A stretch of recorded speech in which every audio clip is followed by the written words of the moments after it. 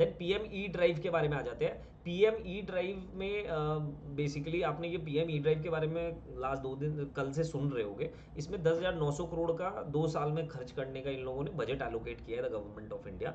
अब इसमें क्या होने वाला है इसके बारे में समझते हैं। देखो, एक तो सब्सिडी दे रहे हैं 3679 करोड़, 3679 करोड़ थ्रू ई वाउचर्स। अब इसमें ई वाउचर्स में क्या हो रहा है कि अच्छा, किसको दे रहे हैं? ये जनरली आप ऐसा समझ लो, ये सिर्फ कमर्शियल व्हीकल्स के लिए है, ठीक है, नॉट फॉर पैसेंजर व्हीकल्स, ठीक है। तो अब सब्सिडी कैसे इसमें देंगे?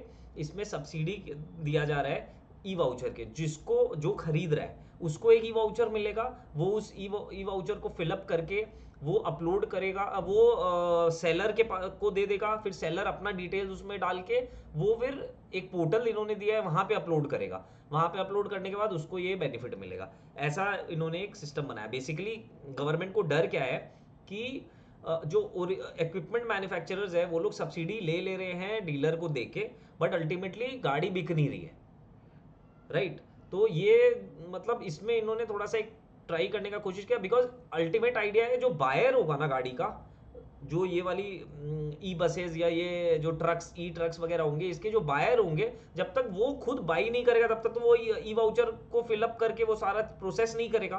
तो एक जेन्युइन बायर भी मिल जाएगा और एक सेलर के पास वो जाके अपना वाउचर्स को यूज करके सब्सिडी वो उधर के बेसिस पे उसको सब्सिडी मिल जाएगा, ठीक है। अच्छा, तो इसमें 3679 करोड़ इसमें मिल रहा है। देन 4391 करोड़ हो रहा है फॉर 14028 ई बसेस।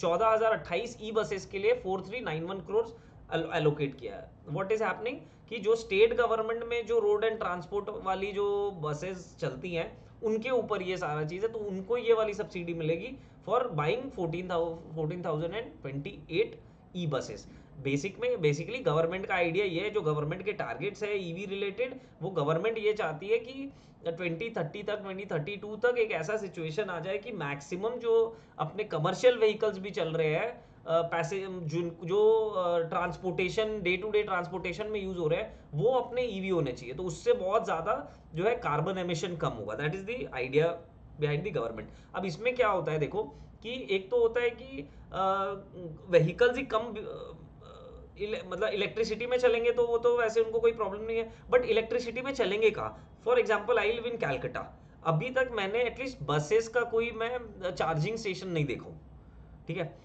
और इसमें भी क्या है, फास्ट चार्जिंग का सिस्टम होना चाहिए। एक्चुअल में चार्जिंग स्टेशंस हैं, ऐसा नहीं है कि नहीं है। और जो यहाँ पे कुछ ईवी व्हीकल्स की स्नैपी नाम की एक कंपनी की ऐप भी चलती है for Uber kind of service, तो वहाँ पे भी उनके क्या है, जहाँ पे पार्किंग लॉट्स है वहाँ पे चार्जिंग स्टेशंस बने हुए हैं। बट जब नंबर्स बढ़ जाएंगे ना तो चार्जिंग पॉइंट्स बहुत ज़्यादा चाहिए होंगे। So this is very important.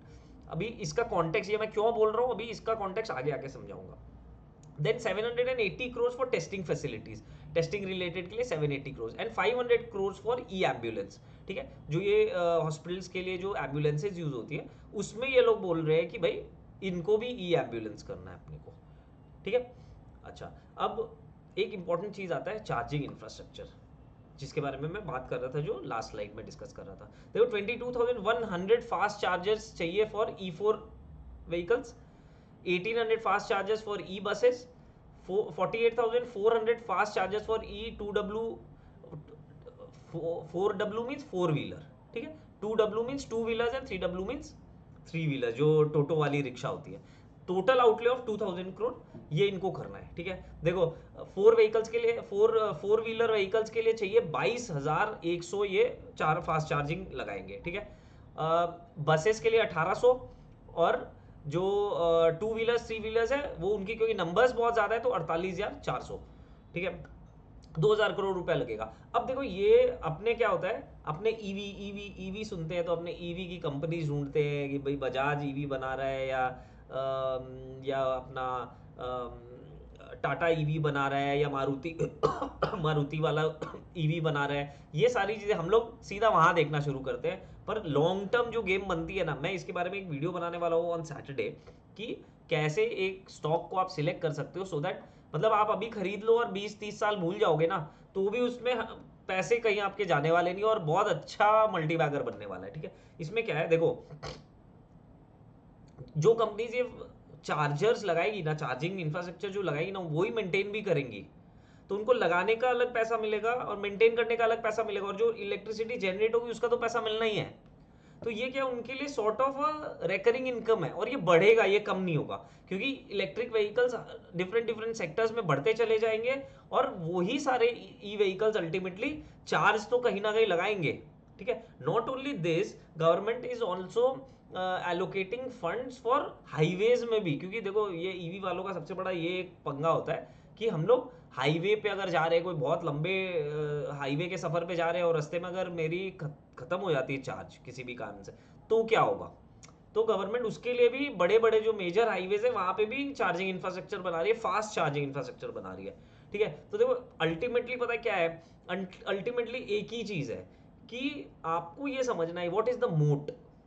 ठीक है, अभी अब जैसे मैं एक एग्जांपल हूँ, देखो मैं जो भी स्टॉक्स का नाम लूंगा, किसी में कोई रिकमेंडेशन नहीं है, मैं I am using this for educational purpose and for just the sake of understanding it.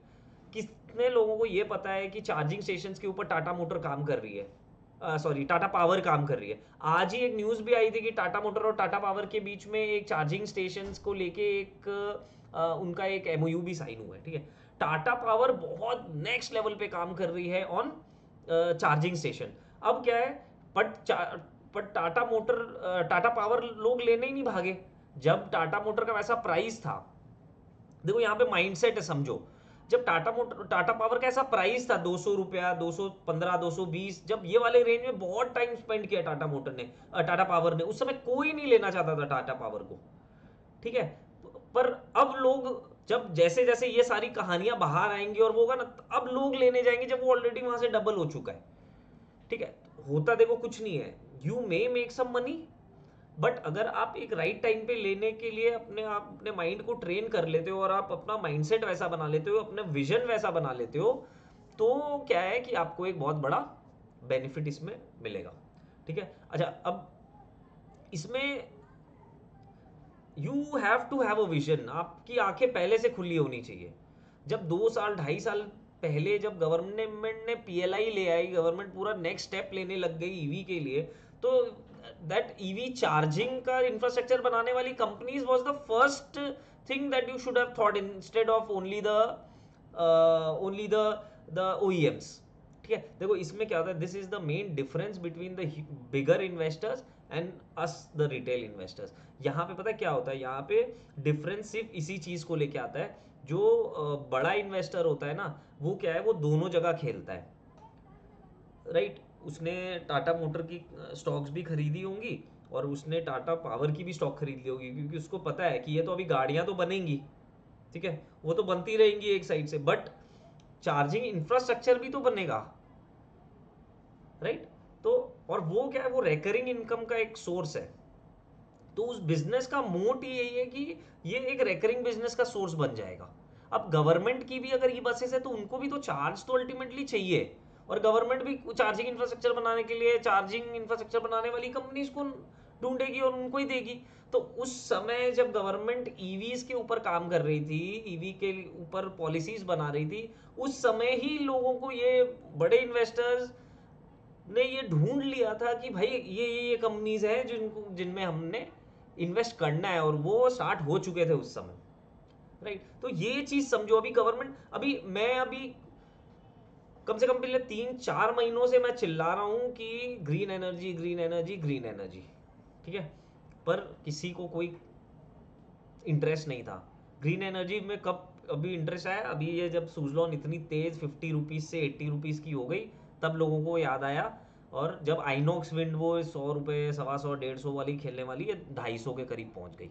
ठीक है, तो यार मतलब ये जो चीजें हैं ना, ये we have to catch it well before. जैसे अभी फॉर एग्जांपल बोलता हूँ, अभी देखो, अभी ये आइनॉक्स विंड और ये सूजलॉन और ये सारी कंपनीज ये क्या कर रही हैं, अभी ये इंफ्रास्ट्रक्चर बना रही हैं फॉर एनर्जी।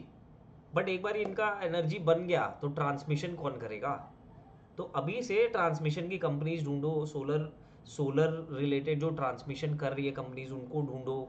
जो ट्रांसमिशन रिलेटेड इक्विपमेंट बना रही है, उनको ढूंढो। जो इलेक्ट्रिकल का काम वैसा कर रही है, जो ट्रांसफॉर्मर्स बना रही है जो कंपनी, उनको ढूंढो अभी। इन सब कंपनियों को ढूंढ के पकड़ लो बाद में, क्योंकि 2030 तक का जो टारगेट है वो तो पूरा करना ही है गवर्नमेंट ने। अब वो उसके ऊपर और मेजर जो इनकम जनरेट होने वाली होगी वो बहुत सारी अब आगे जाके वहां से इनकम्स जनरेट हो जाएंगी। I know transformer and rectifier जैसी कंपनियां कितनी बड़ी प्राइस मूवमेंट उनमें आ गई, ऑल्दो अभी बिजनेस में कोई इतना मेजर वो नहीं आया, बट ठीक है ऑर्डर बुक के ऊपर है। बट येस, अभी क्या होगा, you just start looking for the companies, और बहुत सारी कंपनीज है जो मिलेंगी। प्लेटफॉर्म्स जैसे कैसा काइंड ऑफ बिजनेस होना चाहिए, जैसे एनएससी बीएससी है, मैंने पहले भी एग्जांपल दिया है, या आईईएक्स जैसी एक कंपनी है कि एनर्जी कितनी भी जनरेट हो रही है उसकी ट्रेडिंग कहाँ हो रही है, आईईएक्स में होगी। आईएक्स के लिमिटेड नंबर ऑफ एम्प्लॉइज हैं, वो लोग ही सारा चीज को करें, बिकॉज उनको तो प्लेटफॉर्म संभालना है, उनको तो पावर नहीं लेना है और पावर नहीं देना है, उनको तो प्लेटफॉर्म संभालना है। बट जो ट्रांजैक्शन होगा, जो ट्रेडिंग होगा ऑफ पावर, वो उसके ऊपर उनको कमीशन मिल रहा है। ठीक है, तो ऐसा कंपनीज को वेल इन एडवांस ढूंढना है, पकड़ना है और सो जाना है आराम से। ठीक है, फंडामेंटल एनालिसिस कैसे करना है वीडियोस में मैं लाइव में भी बता चुका हूँ, बहुत सारी स्टॉक्स की एनालिसिस भी कर चुका हूँ, और मैंने स्पेसिफिक वीडियोस भी डाले हुए हैं। आप लोग जाके मेरे यूट्यूब चैनल पे आराम से ढूंढो और वहां से देख लो, प्लेलिस्ट में है, वहां पे देखोगे, बहुत ईजिली मिल जाएगी। ठीक है, so this mindset is very much required. अगर ये माइंडसेट नहीं बनेगा तो बहुत डिफिकल्ट है।